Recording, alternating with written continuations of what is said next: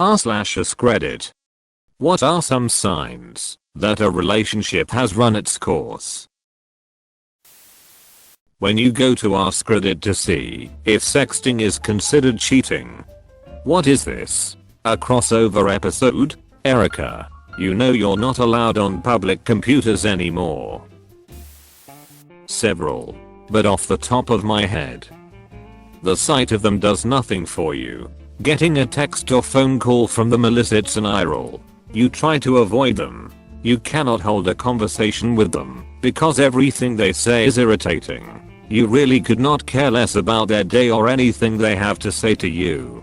You find yourself fantasizing of a life without them. And it makes you smile.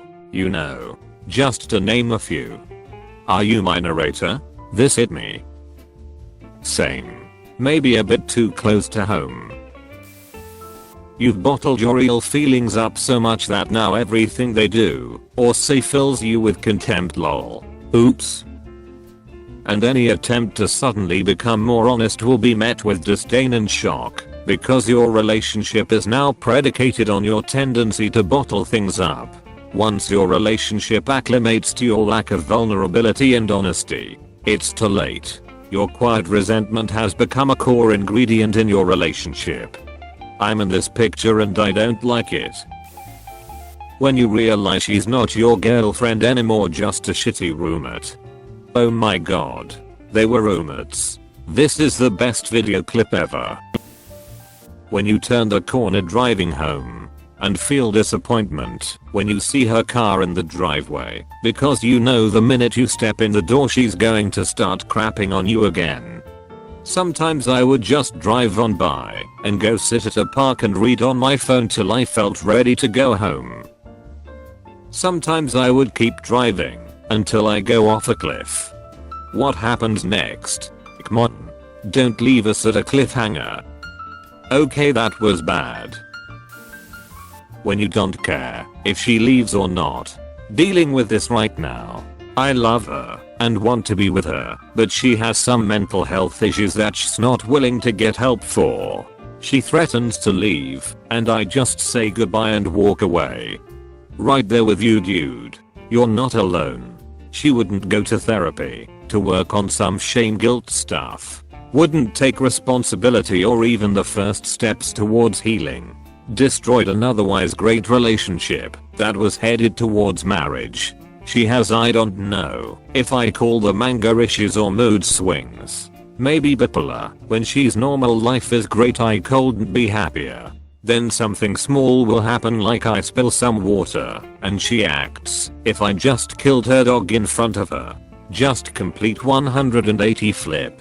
When that happens now, which is every day, I just go play some video games and enjoy myself until she calms down.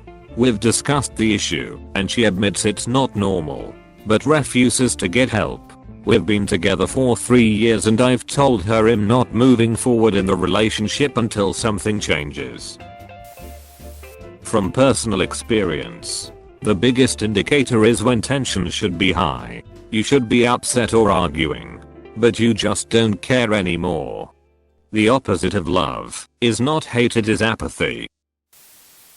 There are quite a few signs that a relationship is reaching its end, but the most common are as follows. Conversation has all but entirely stagnated.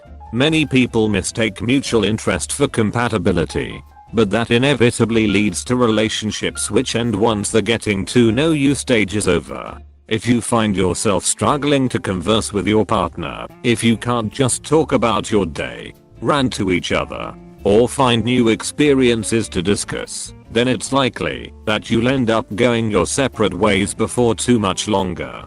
Spending time with one another feels like a chore. Neither loving someone nor being in love with someone is enough to make a pairing last, especially if one of you feels like they're carrying more emotional weight than the other. If you dread the prospect of spending extended periods of time with your partner, or if you suspect that they have similar reservations about your interactions, it's generally a sign that the relationship is nearing its end. You keep finding venomous spiders in your underwear drawer. While it's true that many arachnids prefer to hide in dark, dry places.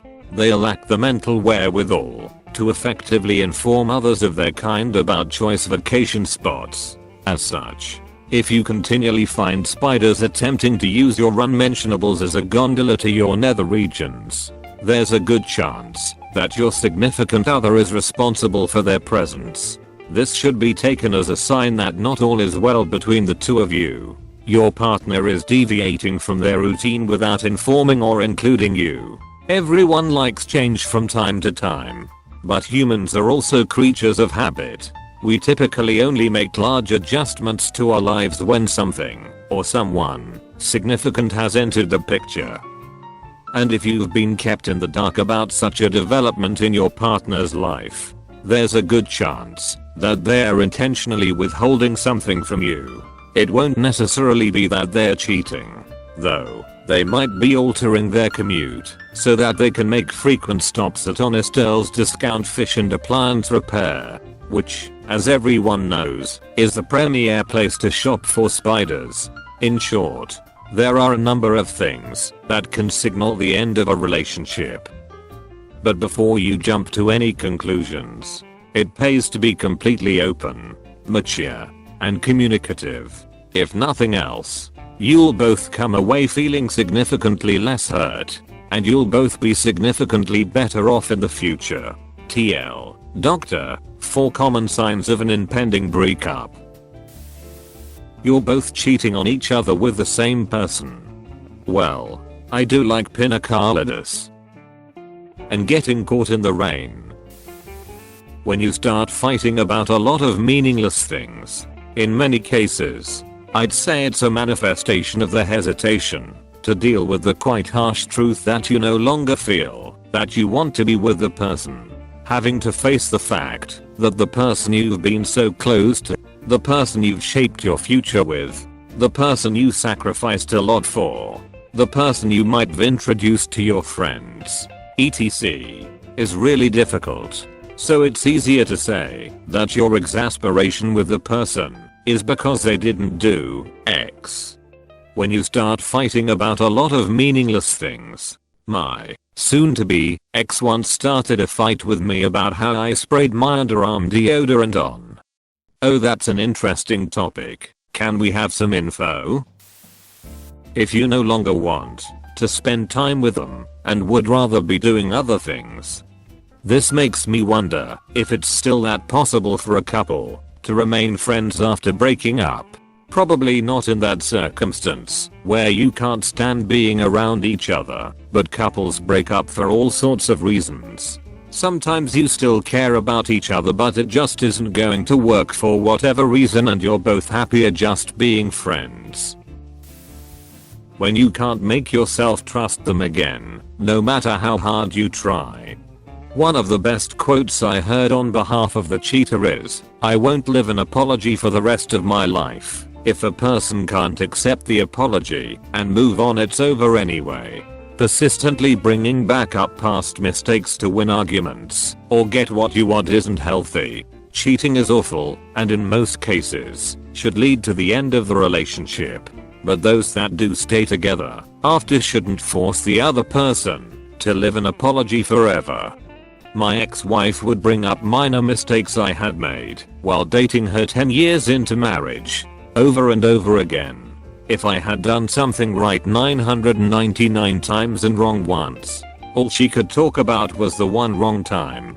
It was horrible to live with a mirror that only reflected my flaws. Is your ex my manager? If you find that you can only relax and be yourself when they aren't around, crushing you with the weight of their silent judgment and disapproval, it's way past the expiration date. FYI to anyone reading through this, a good portion of replies here are also totally normal occurrences in any long-term relationship. There is an ebb and flow to being with someone for many years. Some days you may want to hang out and others where you want to be left alone. Oftentimes you can go several days without having a noteworthy conversation. Just because something like this occurs doesn't mean your relationship is doomed. What it may mean is that you need to put some effort into sparking things back up. I've had the personal experience of finding venomous spiders in my underwear drawer, and it was a telltale sign that I hadn't taken my wife out to dance in a few weeks.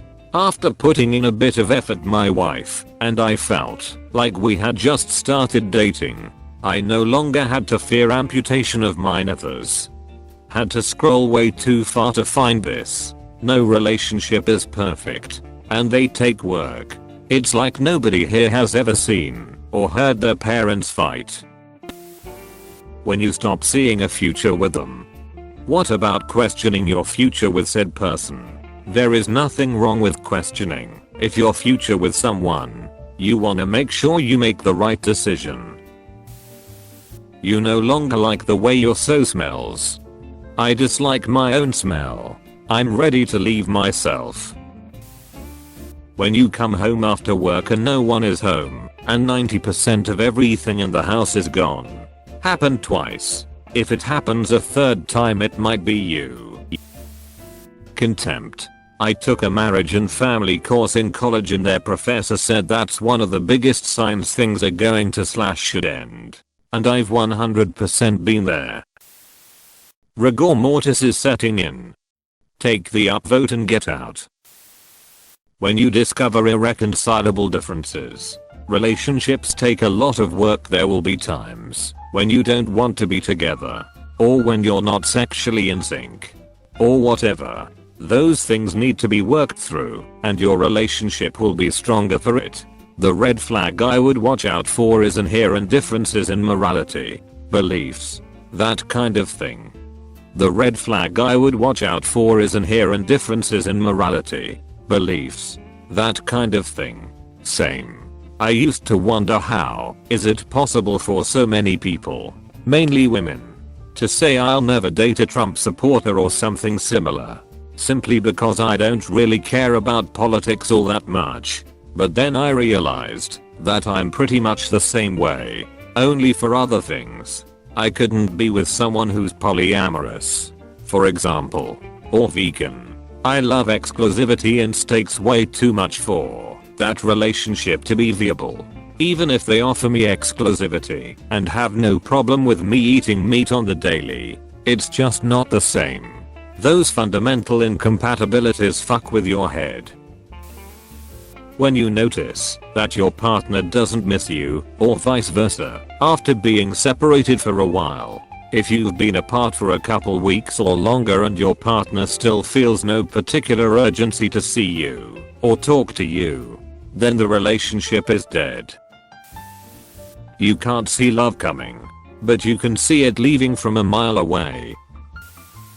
When your partner is putting more effort into their appearance than usual, but not investing that effort into looking good for you when you've stopped inviting each other out, when you feel more like roommates than in a relationship, when your partner is hanging out with attractive members of the opposite sex and disregarding your feelings about it completely, when your partner has stopped complaining about any issues in general, when your partner is hanging out with attractive members of the opposite sex and disregarding your feelings about it completely, that's ridiculous.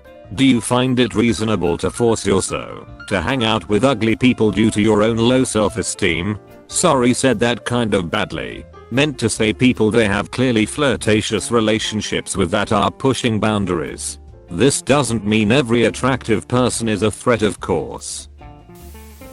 When spending time is something you have to give effort to actively think about and plan out, as opposed to something you look forward to and excitedly long for. I know that's what it was for me. She became a block in my schedule instead of the reason my schedule existed.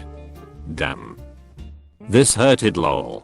That's how I feel in my own relationship. Says he's a busy person and he struggles to fit me in around his busy schedule. No one is ever too busy. It's matter of priority. You've reached the end. You're a star. Destroy the subscribe button for more like that.